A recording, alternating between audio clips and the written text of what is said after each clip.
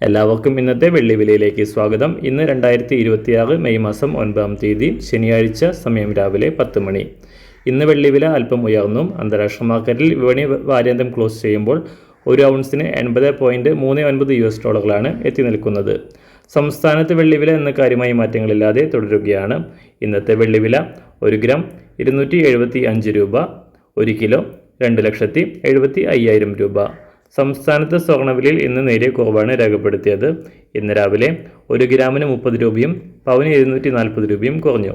ഇന്നത്തെ വില 1 ഗ്രാം 13,965 രൂപ, 1 പവൻ 1,11,720 രൂപ.